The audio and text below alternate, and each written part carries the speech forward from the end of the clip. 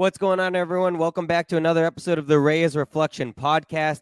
My next guest has been a background singer for many renowned artists such as Ed Sheeran, Kane Brown, and many others. He is now getting the opportunity of a lifetime representing himself on The Voice. I'm so happy that he's here. So without further ado, please welcome the talented David Andrew to the show. Thank you for coming on, my friend. Thank you so much for having me. I'm super happy to be here. Awesome. So we'll get into The Voice, present day, all that stuff. But I want to start with you first. Tell me the story about David. You grew up in Gallatin, Tennessee. Is that correct? Yeah, so I grew up in Gallatin, Tennessee. It's a super small town. It's about 30 minutes outside of Nashville. I always say it's like the type of small town that you have to watch who you date because it might be your cousin type of small town. Gotcha. So that's like, the thing. It hasn't happened to me before, but like it's definitely happened to other family members. They're like, oh, shoot, you're like a fifth cousin. It's like, oh, crap, no. You're like, never mind. No. Yeah, you're like, no, can't do this. No, we cannot do this. But yeah, like I've always loved being here. I'm originally from Detroit, but I moved here when I was 5 years old, actually on my 5th birthday. And I can't imagine just like growing up anywhere else, learning about music and just developing who I have become as a person and artist. It's hard for me to imagine how I would have become what I am now and, do what I do now if I was living in a different city. Absolutely. So you mentioned that you're about 30 minutes from a half an hour from Nashville. Is that correct? Do you ever find yourself when you try to tell people where you're from, do you ever just say, oh, just Nashville? Because I personally, I'm about 40 minutes from Boston, okay. But I like, obviously Massachusetts, there's different cities in Massachusetts, but I find it that like, I've always had to just be, oh, Boston. And people are like, oh, okay, I get it then. But whenever I say that, so do you ever find that that's the same for you? Oh my gosh, that is like the story of my life. And that's why I kind of feel like I always have to describe where Gallatin is compared to Nashville, because I feel like if you have been around Tennessee at all, like Gallatin is not like the most like obscure, like random town. It is kind of known, I guess, a little bit. But yeah, like also I feel like people don't know Gallatin as well. So I'm like, it's close to Nashville. It's right by the city that Taylor Swift grew up in and went to high school. And so I'm like, okay, there's the connections, like piece it together like that. You must see the light bulb whenever you say Nashville. People are like, oh, okay. Like that immediately. It's like, oh, okay, I got it now. Yeah. Or like anything Taylor Swift. They're like, oh, yeah, that's, yeah. I didn't even know Taylor Swift was from Tennessee. So there you go. So now I did some research. So tennis is your favorite sport. That's correct? Oh, my gosh. Tennis is literally everything to me. There's music and like singing and all that kind of stuff. And then there's tennis. It's just like right. Did you play? That is the number one question that I always get. I've actually never played tennis in my entire life. Really? Okay. It's really weird. I've kind of like, I've hit before, but like I've never like played tennis. I was totally not into sports at all when I was younger. And then like randomly I had a cousin call me, I think around my senior year of high school. Like randomly, it was like a Sunday. She was like, you need to watch Serena Williams play tennis, like right now, like turn on the TV. And I did. And like, I just like slowly fell in love with it. And like at first I was just like a fan of like WTA tennis. And then I became like or maybe I should say more so just a fan of Serena Williams playing tennis. And then I became like a really big fan of just like the sport in general. And so like, I can really say like I'm a tennis fan. I'm not just like, I just watch WTA or ATP. Like I love the whole sport in general. It's a tough sport. It's a lot harder than people realize. The stamina, even just like the injuries, because your momentum is taking you one way. Like I've seen a lot of sprained ankles because their momentum is taking them one way. They're trying to hit, and my best friend in high school played tennis. And wow, okay. At the time, I'll be honest, I was an ignorant high schooler, as we all were at one point, and I was like, oh, isn't that kind of like, it's not doesn't seem like a tough sport. I played against them, and I was a 3-season athlete. He whooped my behind. I was like, woo. dope. Oh my This is a God. lot harder than it's like. He humbled me really fast, and but Yes. you got to see the goat in person too. Is that correct? Oh my gosh. So like it was a really big goal of mine um ever since I started watching, but like I kind of like got the suspicion last year that she might be like calling it a Yeah. stopper Yep. sometime soon. So like of course I had a plan to go to the US Open last year, but she couldn't do it because she got injured. And so I was like, okay, I feel like at the top of this year, I was like, okay, I feel like she's going to play the US Open. Like, even if she's not coming back for anything else, she's definitely going to play US Open. And I was right. And so I had the plan to go there, but it got switched to the Cincinnati Open, which is like the tournament right before that big Grand Slam. And so I went. It was like a father and son trip with my dad, and it was just incredible. Like I first of all, that was my like first like big tennis tournament that I've Yeah. ever like legit tennis tournament I've ever been to. And like it's really weird like seeing them in person because it's like when you've watched people on TV for so long, like for like 8-9 years, and like you see them in person, you're like, this is crazy. Like I don't know how to feel about this. It's surreal. It's a surreal feeling. Crazy. And so then I mean like I was just like having like my fanboy moment because like I saw her and like the match was incredible and I had like literally courtside seats. And then I saw like her whole family, her husband, her daughter, Olympia, and like her sister. I was just like, oh my, saw Venus. Yeah. Like I'm just like I had so many moments. And then what was crazy, what a lot of people don't know is like because I'm a fan, like I do my research for everything. So if I was gonna attend the tournament, like I had to like be at the right place. It's like outside of the tournament. So I actually stayed at the hotel that the players were staying at. Oh, I was also on the same floor as the players. Didn't realize that until I was there. But it was like super crazy. Like I would like leave my room, my hotel room, and like go on the elevator, and there's like Carlos Alcaraz with me in the elevator. I'm like, oh God, like I'm gonna pretend like I don't know who you are, but this is crazy. Pose as an employee and say, "Do you need extra towels? By the way, can you sign this for me?" And just there you go. Exactly. wow, that's awesome. That's awesome. Wow, that's a great experience. I mean, that's similarly to you.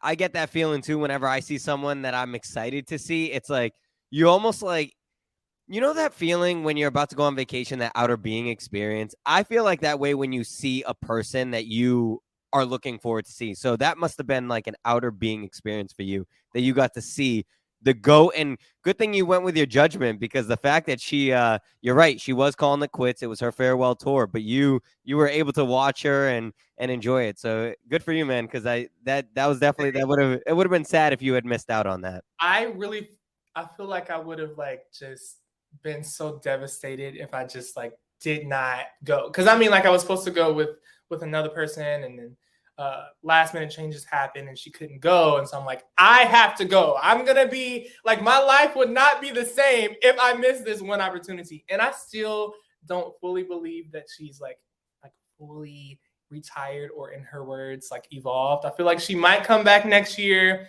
maybe for the Australian Open. But if she has, I am okay. Like, I think. She did use that. She said evolved. Yeah, you're right. She did. Yeah. I mean, what a powerful statement too. No, I'm not retired. I'm evolved. Like that is so goat things. Goat people do goat things. I mean, that is literally goated right there. That's exactly. Because in my best moment, I would never come up with a line like that. Like I would it's so like, it's so 2022. Yeah. Like, who wants to say like, okay, I mean, she's still young. So she just turned 41, I think, a couple days ago. And there is so much life after tennis. I mean, I think I was reading that she wants to have more kids and all that stuff. So like, I know, I can understand what it takes to want to put that as the forefront and focus for your life. And it's hard to be able to do that and then go back to tennis and, being a female as she is, like ATP players don't have to deal with that so much, like in terms of having the pregnancy and going through all like the body changes and all that kind of stuff. So like I know it for her. Like if you read the Vogue article, it had to be a tough decision. But like I've just always been so inspired by her. I actually used her matches as like a way of inspiration before I went on the blind audition stage.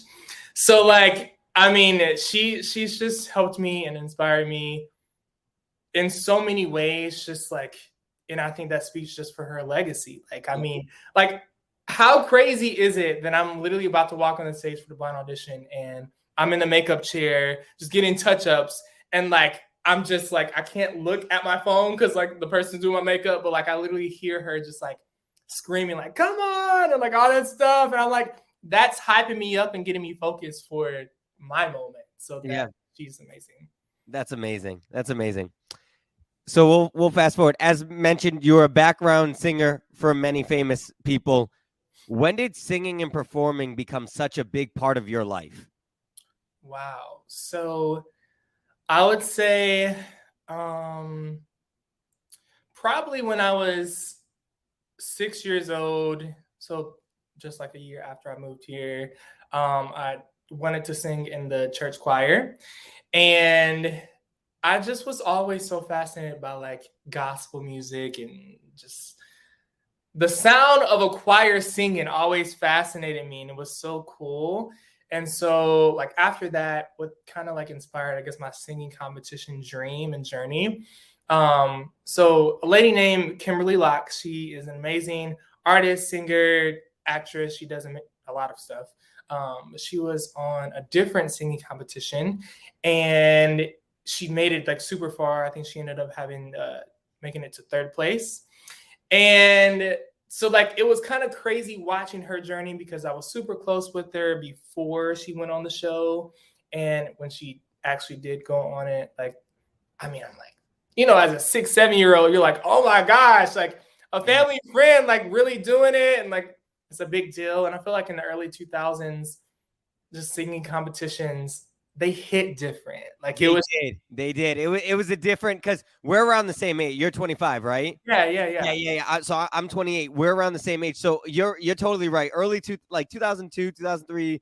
It was just a different vibe. It was so different. And like watching it up close and personal, and like she would like film her episodes and then like have a little break and come home, and she'll like visit my house, and I'm like, oh my god, like you're still the same person, but like you're not. Yeah, you're like, what? How is this celebrity in my house? Wait a minute, I know them, but still, how is this celebrity in my house? It's so weird. It's so weird. So Kimberly Locke, she is the first person, I guess I would say, who really inspired me to want to be on a singing competition and kind of just do the thing.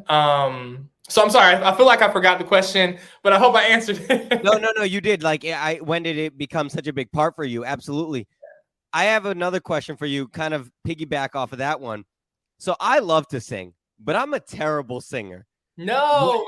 When did it become to you where you're like, I'm pretty good at this? Like, was it just people telling you? Was it you believed it in yourself? Because when I'm singing alone in my car, I think I sound, whoever is on, you know, if it's The Weeknd, whoever, I think I sound like them.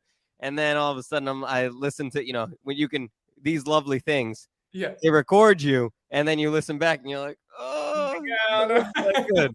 But I still love to do it. Same thing with dancing. Not good at it, but I digress. I can't dance. Really? Not for the life of me. In college, I was in a singing group thing because I had to be. And they tried to make us all dance because we had to. Like, we couldn't just like pass as if we didn't. And I was absolutely terrible. Like, I really don't know how, because we had to audition to be a part of that group. I'm like, how did I even make it? No, I before we'll go back to that question, because now I want to talk about. I'm such a bad dancer, but I commit. So it looks there you good. go. Looks good.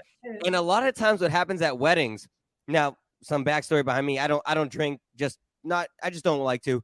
I don't drink, but I'll be at weddings and people will say, how many has this guy had? And all my friends and family are like, no, he's sober. This is just who he is when he's dancing. But it's committing, and I love to do it. Good time. I don't care. I don't care. But singing, I struggle with singing. But I still love to do it. So for you, when was it where like this light bulb moment for you that it became, I'm actually pretty good at singing? Wow. Okay. So I feel like it didn't really happen. Like I didn't have the confidence until probably around high school. But it's kind of funny because I remember this TikTok video. I think it kind of went viral like last year or 2 years ago. It was like, be delusional. And like being delusional is kind of good because it helps you. Let me try to explain this right. Like eventually what you're delusional about can like become like an actual thing that's true. So like you manifest it in a way. Like, yeah, it's kind of like manifesting it, but like you're telling yourself like you're good at something when maybe you're not as good as what you think, but like ain't nobody gonna tell you different. Right. I feel like that was me for so much of my life, like when I was younger, because I was super involved in like everything music. I took piano lessons. I never took singing lessons until college. I was always in the choir, multiple choirs at school, at church. I sang around the community, different events and stuff. But like, I wasn't amazing until let me change that. I wasn't like good really at all until like really high school, and like things started to change. But I still, even though I felt like super supported and people love me and my gifts and all that kind of stuff, I feel like I didn't feel supported in all of that in terms of like a community side of things until kind of like I went to college and people started like actually seeing like the seriousness of it. One thing that I kind of hate about small towns, and I hope this is not like a thing for all small towns, but I feel like definitely like here in Gallatin, some people can be closed-minded and they want you to be successful, but it's hard for them to see success in industries that seem just like too big to even put your mind in. Or And so concept, yeah. Yeah. So I've always been definitely passionate about music, and I knew I was going to do something in music, and that something was definitely going to be like artistry and singing and all that kind of stuff. But I could not talk to everybody about that dream because they would easily put me down. Or like even when I was going to college for music, like I remember talking to people that I was kind of close with.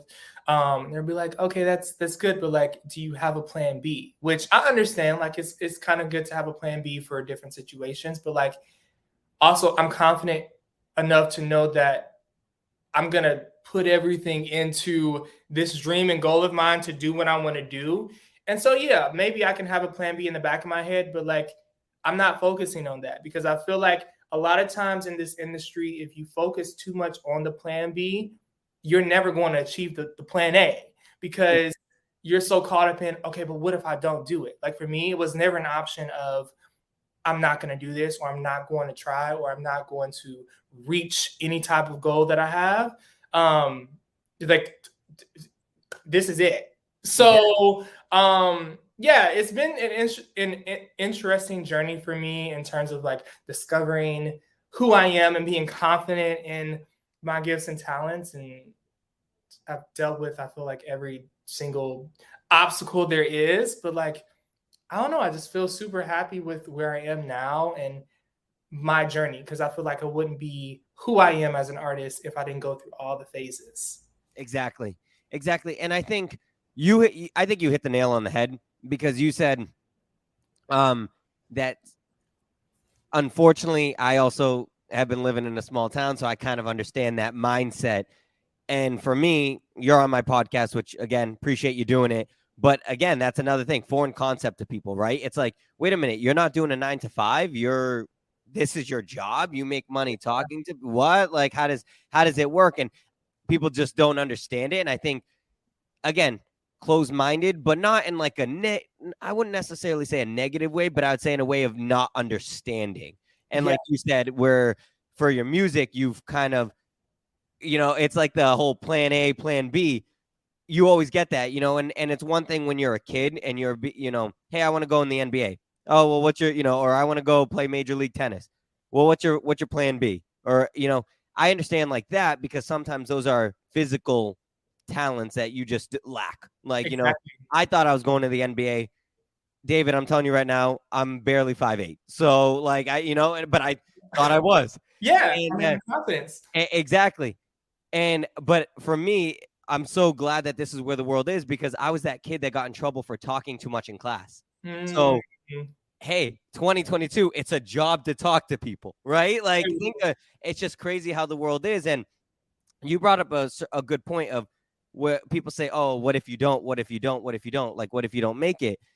One of my favorite songs is literally called what if you did? Like, what if we did? And I love that song because it's such a honest song of, well, you always, humans were naturally pessimistic, we're not going to make it. You can't do it.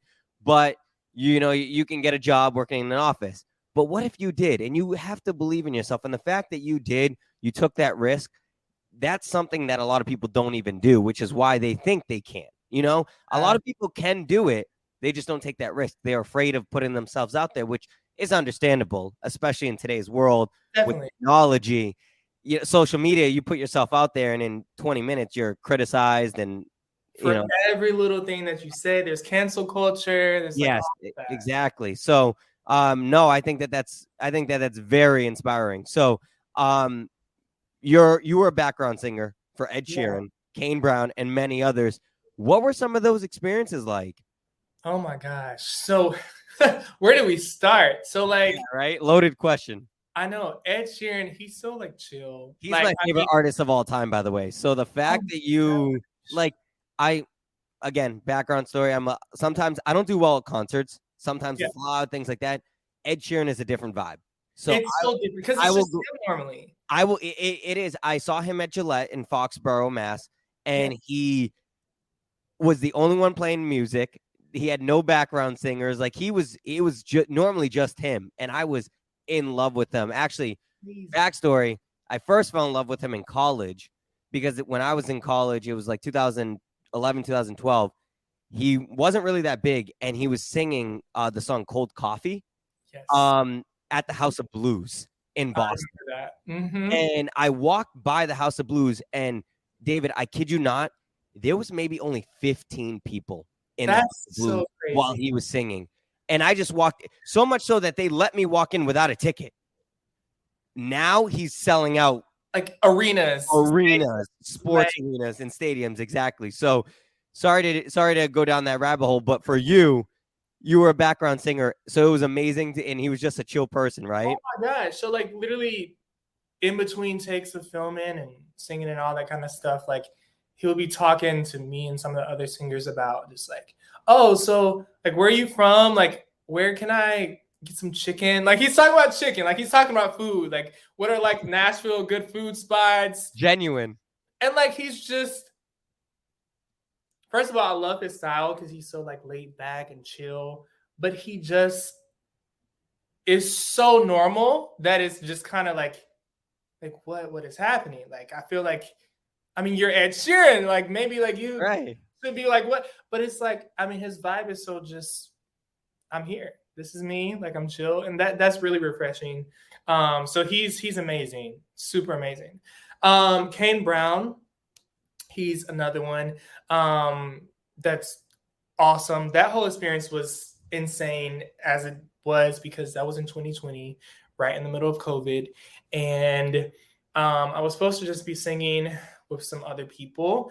And I was asked super last minute to kind of do a little solo type of situation, ad-libby thing. So what a lot of people don't kind of realize sometimes, that was actually for the ACM Awards back in 2020. And for some of these award shows, you kind of film things beforehand. So we recorded the vocals, the background vocals beforehand.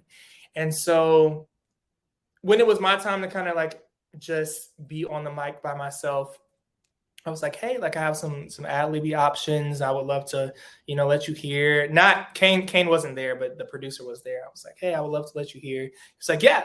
And so I kind of pulled back and just did some really chill things. I was like, I have some other stuff. Like, if you are down for me to try. He was like, yeah. And so like, I just like went off. I mean, I was wailing, singing like all the high notes and all the kind of stuff. And they were like, oh yeah, we're going to keep all of this and you're going to be singing the bridge.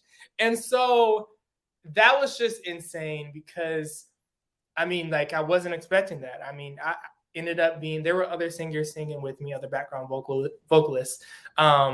But I mean, the camera didn't show anybody else, which was kind of sucked for the other people singing. But like, also like, what a moment! right. What a moment for you, exactly. Yeah, like that was insane. So I mean, Kane is awesome, such a nice person. Also sang for Mickey Guyton. That's right. Yeah, she just did the national anthem earlier this year for the Super Bowl. She's amazing. One of the nicest.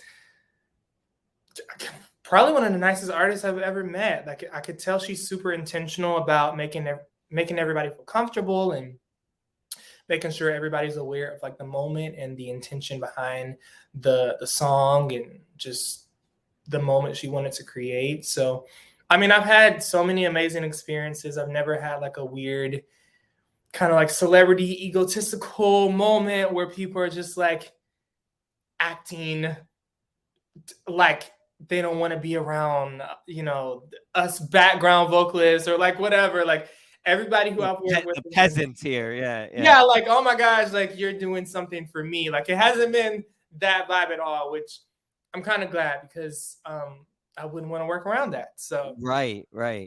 Well, that's a positive experience because they say you don't want to meet your heroes. Like, I don't know if you've ever heard that, but it sounds like for you've had some pretty positive experiences of meeting some idols and some inspirations that you've had personally, which is awesome because I think it can be hard. I've done some background acting. I've seen some actors who are a little like they're a little bit they kind of treat like sometimes the background actors as such. So I do see that.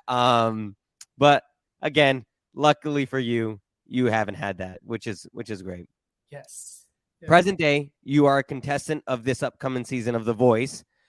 Before I ask you anything about that, I saw you on TV and I thought, man, what a unique style. So what are some influences that you have of yourself? Because I got to be honest, at first I saw a little bit of Lionel Richie. Yeah, so yeah. I just wanted to know from you, what are some personal experiences and inspirations that you've gathered to help you kind of, obviously you're creating David himself, but everyone kind of takes some influences. You have to. That's how you master your craft. Definitely. First of all, thank you so much for that compliment. Also, yeah, it was kind of funny because I was on Twitter after the audition aired and like I was looking through all the comments and like, oh my gosh, his hair, it's like Lionel Richie. And they said that too. Yeah, it was another celebrity comment that I'm blanking on who it was, but yeah, the comparisons, that was so funny.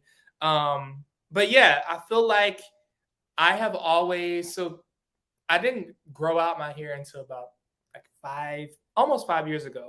I feel like I've always wanted longer hair. It's in a ponytail right now, so it's hidden. But I've always wanted longer hair, but like I just felt like the process of growing hair was just like a lot. Like, oh, you gotta grow it. It's gonna take all this time to get to this length that you want, and then you gotta take care of it and all this stuff. And so like I went for it few years ago. And like I just have always loved, like my favorite artists ever, you can ask any of my friends, is Tori Kelly. Oh, I love Tori Kelly. She's amazing. Oh my gosh. She has beautiful curly hair. The hair. Oh my gosh. Yeah. And I feel like, I mean, I've been a fan of her for a long time. But I think kind of just like my obsession, and not weird obsession, just like, but in the best way, like my fan obsession with her, like I was like, I have to have curly hair like Tori. So like, I mean, I just, in developing the way I look, I mean, I've taken inspiration from people like her. From my style, I feel like, I don't know, it's always ever evolving. One cool thing that is not like a secret. We work with some amazing people on the show that help us develop our styles and kind of get the wardrobe that we want, to present to everybody. And so I take such inspiration from like street style. Manu Rios, he's an actor. He's amazing. I love his style. Jaden Smith, I love his kind of very kind of obscure, but like it's just super different. And like it's not, I don't want to say random, but it's like it's just so unique. I love Jaden Smith. He's amazing. Yeah, it is unique. It is unique. I like the Tori Kelly comp because I see the curly hair, and I have curly hair naturally too, and I'm actually trying to grow it out. I didn't 5 years ago. I probably started 5 months, but it is one of those things where, like you said, when you have curly hair too, it's harder. It's hard because it doesn't grow as long as you want right away because it's curly. So you're trying to brush it out, and so your hair is probably longer when you brush it out, when you straighten it, and things like that. Oh my gosh! So a lot of people don't know. If I took it out of this hat, my hair is about right here. Yeah. If it was straight, my hair is like this long. It's about to like the middle of my chest. And that's just kind of weird. It kind of sucks too because it's like, why can't you be this long? Like shrinkage, why? Yeah. You're so annoying. But yeah, I mean, people ask me like, will you ever cut your hair again? No. For the rest of my life, I'm never cutting my hair. I am very confident about that. I've been on the journey of like taking care of it, and I know what I need to do, and all the detangling and deep conditioning. Like this is just my lifestyle now. I am fully committed to it, and it's no turning back. And you're right, for the visual audience, it's not doing you justice because you actually, when you turned your head real quick, you can see. Yeah, it's crazy. There's a ton. Yeah. So I definitely understand. But no, I relate with the curly hair, although mine isn't as curly as yours. Mine is curly and wavy. Yours just seems very curly. Yeah. But speaking of your blind audition, you sang Fallen by Harry Styles. Yes. Beautifully done. Great job, my friend. Why did you choose that song? Wow. Great question. So that was one of the songs that I used to audition for the show, like during the auditions before the blind audition. And when I spoke with just like the producer team and they gave me the opportunity to possibly sing that song, I was just like, yes. Like I need to sing that song. I'm a sucker for just ballads and emotional songs. Some of my favorite songs of all time are just like the saddest songs. And it's not because I'm like thinking of something sad or I'm like crying when I'm listening to it or whatever. I just love sad songs. Like we're about to go into the Christmas season, and a lot of people are going to be like blasting All I Want for Christmas Is You by Mariah, which I love. I've always loved that song. Yep. But my favorite song from her Christmas album is actually Miss You Most at Christmas Time. And it's like the saddest, like just Christmas ballad ever. But I love it. And I would be like the happiest person driving down the street and like just blasting this like sad song because the singing is so beautiful and like it's just incredible. So like I was just really happy and excited to do kind of just like that type of ballad. Yeah. And when I think of just artists and their music who I feel like fit my voice right now in the best way, definitely Harry is like on that list. And I feel like I relate to him in so many different ways. In expressing like who I am. I don't have painted nails right now, but I mean, he's definitely inspired me in just like being more confident in expressing myself in my masculinity. And like so many people, another thing about kind of growing up in small towns, or maybe I should just say growing up here in the past, people have kind of just judge me and talk about me in different ways because, people are quick to say, oh, like that's feminine or like that's you shouldn't do that because they might call you gay or whatever for like doing something that it's just as simple as like painting your nails. And I have totally been, everybody is different. But I've grown to just become confident in just like who I am. And I just love to express myself. And that means nothing to do with like sexuality or just anything. I feel like everybody has masculine or feminine qualities about themselves in different ways.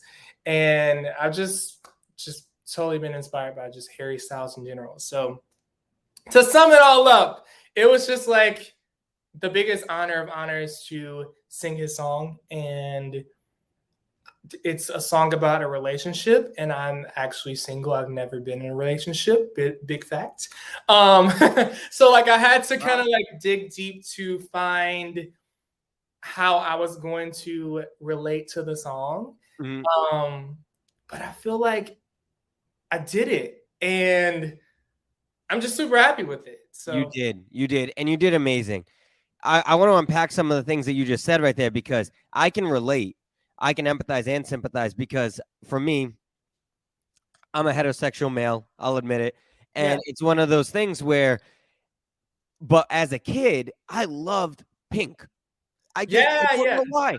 Always have loved the color pink. I'm naturally a tan individual, and I always thought it went great with my skin. So I was always wearing pink Crocs and things like that. Like just, and similar to you, it took a while for me to kind of get through that hurdle of confidence of it's just a color. It doesn't define who I am. Like, and like similar to you, being called gay in middle school and in high school because I was the one that would wear pink shirts, and then pink and neon green were my favorite colors. So there'd be times where I'd have my friends. I went to a technical high school, so I had friends in Cosmo, and they would paint my nails for me.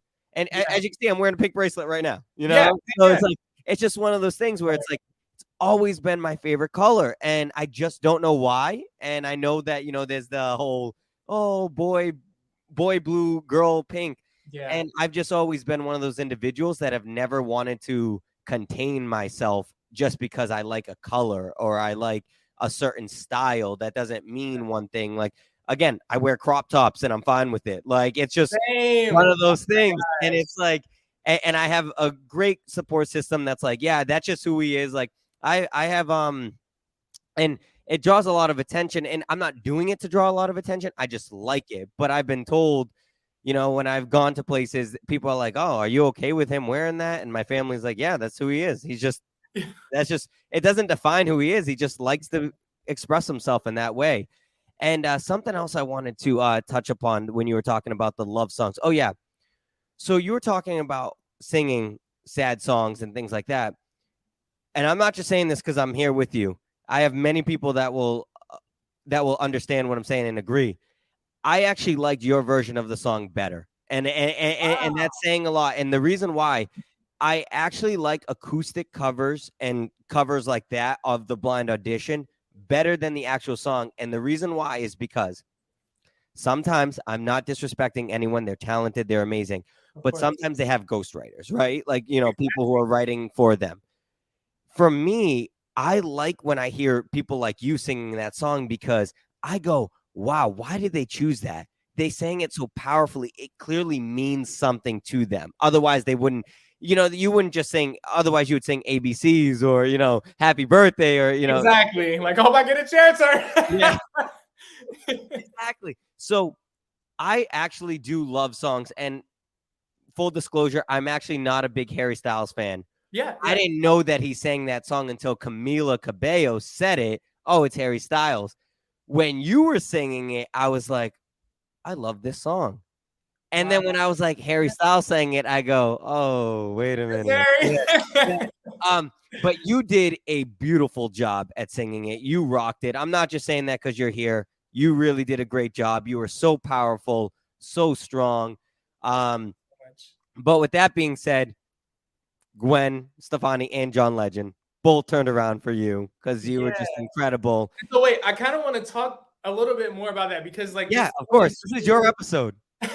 No, but like going into kind of like, I guess the passion behind the audition. Yes, that's for me. Kinda, It's passion. yeah, and like I kind of wrote about this on like my Instagram post, but like a lot of people don't know that was my 9th time trying out for a singing competition, and so that's, I think, the intention, or like the purpose that I had to find behind the song meaning, because I couldn't relate to it directly, was just the fact that like, here I go again, I'm trying again, I'm falling again to try to do this thing that I've always loved to do. Like I talked about earlier, like I was never gonna not try again, or not, I was never gonna give up on my dreams. I still am not. But what was kind of weird, tying back, I think, into your next question, when I got to the bridge of the song, so it's just 90 seconds. And when I get to the bridge of the song, I kind of got this vibe that this was just going to be another opportunity where like I just don't make it, and the judges are not going to turn around and all that kind of stuff. And so it was just kind of funny, because like when he turned around, I really wasn't expecting it. And then when Gwen turned around, I was just like, oh crap, like, okay, like I have to finish the song. Like, I don't know what's happening right now. And I've told all my friends, like, I'm kind of disappointed, because there was actually a plan for me I was supposed to finish the song like on my knees. It was just gonna be this big moment where like I ended, it wasn't gonna be corny. It was not gonna be corny, but I was just gonna like fall on the ground and just like have this like moment. And I totally forgot all of what was planned. And I mean, like, I guess I'm okay with it, because like what was meant to happen happened. Exactly. And all is fine. But I'm like, I just wanted that moment of just like finishing the song. But like I could not focus after John and then Gwen, after they turned around, I was like, oh shoot. And I have to finish singing the song, and there's high notes, and you just gotta keep it going, David. So I'm just glad I was able to make it through. What's it like? So you said you obviously TV can sometimes be a little different than in person. Are you able to answer what's it like when you're singing and on TV? You said it's about 90 seconds when you're actually singing, but on TV sometimes it can show that they turned around immediately, but sometimes they don't turn around immediately. It's like, was there a point in time where you were kind of waiting before they turned around? Like, were you singing for a good 30 seconds, or did they turn around immediately? Yeah, so I was waiting. So when they turned around on TV, that's like actually how it happened. So I made it through the verse, and it was literally just like a half verse, a half chorus, and then I go into the bridge. And I knew the bridge had like the big moment. It was like the big belty moment, and the rest of the song is like all the fancy stuff as well. So I suspected that if they were going to turn, it was probably going to be in that moment. But again, I got to the bridge, I started singing it, and then I just had this kind of like thing in my mind. It was like, it's not going to happen. Yeah. And I was okay with it. Yep. In the moment. And then like, it's just so just sudden. You just hear the buzzer, like the little button hit, not buzzer, the button. And like he turns around, and then you're like, oh, John Legend is looking at me. This is weird. And then like, I think I started thinking like, okay, it's just going to be John. And then Gwen turns around like 10 seconds after that. And I'm like, well, who's next? Like, I don't know what's happening right now. So like, I mean, it was. And John was like standing up for you too. He was impressed. Yeah, that was. I did not realize that. My parents told me that after. And they're like, he gave you a standing ovation. I was like, no, I did not. Yeah, he did. He did. The John Legend gave you a standing ovation, David. That's impressive. Yeah, you bring up a lot of good points, and going back to you saying that why you picked that song, I think it's very valid, because even though it's not about a relationship, you can have relationships with different things in life. For you, it's your relationship is music. Maybe you haven't found a relationship in person, but it's with music. So you have fallen a couple times. So that was a moment for you to that's how that lyric resonated with you. So I think that was inspiring. And again, your performance was amazing. I encourage anyone who has not watched it to go check it out.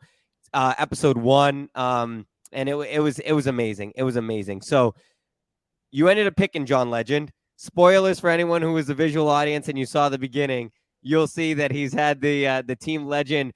What is that, like a sports jacket? Yeah, literally. So it's just kind of like a varsity jacket or something. Yeah, a varsity jacket. That's the word. Yeah. And like of course I didn't know like they were giving like gifts to the people who made the teams and stuff. So like that was unexpected and cool. And I feel like a lot of people asked me like, were you nervous? And I was nervous beforehand, before I went on stage and everything. But like when I was singing, like I didn't feel as nervous as kind of what I thought. I was actually more nervous talking to the judges than singing, which is kind of funny. And I mean, I get it, but like that was so weird for me. And then like after I chose him and like when I went up to him and he was like putting the jacket on me, I was just like, oh crap, like John Legend is right beside me and he's putting a jacket on me. Like this is a little much for me. Like yeah, this is surreal. Yeah. Yeah, like calm down. Like it's okay. Take some breaths. That was definitely the most nerve-wracking part. And I feel like I'm a good kind of like liar in the sense of like I can hide how I really feel. So like I don't think it showed, but like internally I'm like, oh crap, this is a lot.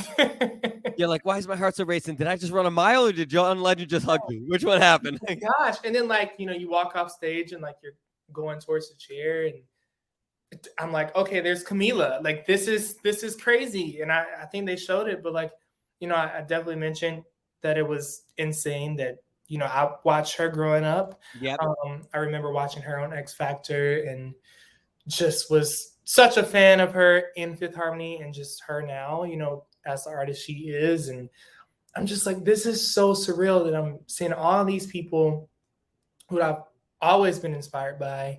And now I've just sang for them and 2 of them have turned for me to possibly be on their team. And like, that's just weird to think about. Yeah. Yeah. You also got to share with John Legend that you were a stand-in for him. Is that correct? Can you talk a little bit about that? Yeah, definitely. So back in 2020 was a crazy year. So 2020, he was promoting a song with Carrie Underwood. It was a Christmas song. And because of COVID, they were doing a performance, I believe, for Global Citizen Fest, or not Global Citizen Festival. It was like a Global Citizen television thing that was happening. But John couldn't come to Nashville to film the performance because of COVID. And so I was asked to literally go to the performance taping and imagine me sitting down with like a mask on and Carrie Underwood has to look at me because the way they filmed the performance, she was looking at John the entire performance. So I was John Legend for like 3 hours. It took about that long for everything. And she had to look at me for like 3 minutes long. And we had to redo the take a few times. So I'm just like, becoming more confident with like Carrie just like staring at me for 3 minutes long, just singing the song. And I'm just like, I don't think she could see my facial expression because I had multiple masks on. But like, that was just so crazy. And so again, like another reason to have like such a surreal moment because I'm like, I was you in a different form just 2 years ago. And now like, here I am singing for you now. So I think when you shared that story, I as a fan, I was like, oh, there's a no-brainer. He's going to choose him. There was a no, I thought that there was a no-brainer that you were going to choose him. So can you share a little bit why you made the choice to choose Team Legend? Yeah. So a lot of people have said that, what you just said, but if you would have asked me who I would have chosen, maybe just like even a week or 2 beforehand, I actually didn't think I was going to choose John. Really? Okay. I thought if Camila was going to turn, I was like, oh, I'll go with Camila. Or if Gwen, like I've always been a No Doubt fan. And I just felt like I wasn't gonna choose John. Like everyone was like, why don't you choose? I'm like, yeah, maybe, but like, I'll just go with Gwen. And so in the moment, I was thinking to myself, okay, you have to choose between these two people. And here comes indecisive David in my mind, like, oh crap, like you have to make a decision. And I'm going through all the things in my head. And I mean, at the end of the day, and this is for like just anybody who goes on the show and, you know, has that opportunity, is never choosing. If you have the option of choosing between 2, 3, or the 4 judges, like any of them are good choices. Right. It's like you don't have a bad choice either way. Yeah, they're legendary, amazing, iconic artists, and they offer so much advice, and you know their time is your time with them is just super special. But like just everything in the moment said pick John. And it wasn't the crowd. The crowd was yelling like John, like they were screaming their heads off. If you were like in the like recording, like you would, that was insane. But yeah, I just was kind of thinking about just like the moment itself, and like everything said pick John. And so I don't regret the decision. He is such an amazing person, and that's kind of weird to say now, like, because before, like, I've just always seen him as the artist, but I have had the opportunity to kind of get to know him a little bit as a person, and he's just super chill, another chill guy who just has a few Grammys, you know, just Yeah. like just, you know, Sean Legend. But yeah, like I just am so honored to be Team Legend. So did your parents think that you were going to choose John? Because they were there, right? They were there in like the blue room or the back room or something, watching Carson Daly. Literally, right? Like right off stage with Carson Daly. And I think my dad thought that I was going to choose John. When I talked with my mom, like she kind of knew what my mind was like beforehand. So I think maybe she was thinking like, oh, like he's probably going to choose Gwen or like whatever. But yeah, like, I mean, that just moment is just insane. And Gwen is like so nice as well. I mean, all her compliments that she said to me, and yeah, I can't say everything, but yeah, she's amazing. That's awesome. That's awesome, my friend. No, I appreciate that. Where can people find you so they can follow your journey now? As I am, I'm a fan now. Where can people find you on social media and things like that, so that way they can also stay up to date of your hard work, what you do behind the scenes, and things of that nature? Oh my gosh. So I am on every social media platform there is, I believe. So I'm on TikTok, Twitter, Facebook, and Instagram, all at the same username. It's I am David Andrew. A lot of people sometimes confuse my name. They're like, is it David Andrews? I'm like, no, it's not with an S. It's David Andrew, just with the W. Fun fact, David Andrew, like that's actually my first and middle name. That's okay. my last name. So yeah, I don't know if people even care about that. But yeah, I care. You can find me everywhere. So for the sake of it, what's your last name? Oh my God, it's kind of complicated, which is why I just chose to go by my first and middle. It's Sistrunk. Sistrunk? Yes, yeah. So think of like the trunk of a car, and like sis, like sister, but with a C. So it's actually like CIS and then trunk. So like, well, when you emailed me, I saw it say your last name, and I was like, "Oh, is this still him?" And it's the right person. Yeah. People are like, "Is it Kiss Trunk?" I'm like, "Nope." See, that's the reason that I can't go by my last name. It's too weird. You probably have gotten the teachers messing up your last name your entire life. I don't even have that complicated of a last name in Reyes, and I've gotten Reyes. Oh my God. I can't imagine you of how butchering of the names that you have received. People like add letters to it. They're like Sistrunk. I'm like, no, it's not an A in the last part. It's this trunk of a car. Did they say it right at your graduation? Yes. Okay. Yes. All right. Did. Bob Fisher, he did the president of Belmont University. He definitely did. I feel like high school, they said it weird, but college, I feel like college is the thing that matters the most. So it was right then. I love it. So and you also said I am David Andrew, right? Yes. All right, good. Because my Instagram name is I'm Nathanael Reyes, and I've always gotten people being like, "Is it I am? I am." So no, I definitely get it. Well, thank you so much, my friend, for taking the time chatting with me. I really appreciate you doing this. Thank you so much for having me. I'm super honored to be here to talk about everything, and I'm super excited for everyone to continue watching the show and my journey. It's insane, and I'm just so honored to be on Team Legend. So absolutely. Well, you have a fan in me. I will definitely be watching. I will be tuning in, and we'll stay in touch so that way I can be like, "You got it, buddy," and cheer you on, my friend. I really appreciate you doing this. Thank you so much, man. Appreciate it. Yeah, no problem. So that's going to do it for this episode of the Reyes Reflection Podcast. Please do not forget to click the subscribe button or the follow button so you can stay up to date, hear great stories from like David and many others. Again, my Instagram name is I'm Nathanael Reyes. You can find me on Apple, Spotify, Google, any type of podcast, the Reyes Reflection. And remember, may you live, may you love, and may you thrive. I'm Oprah, and I love you all.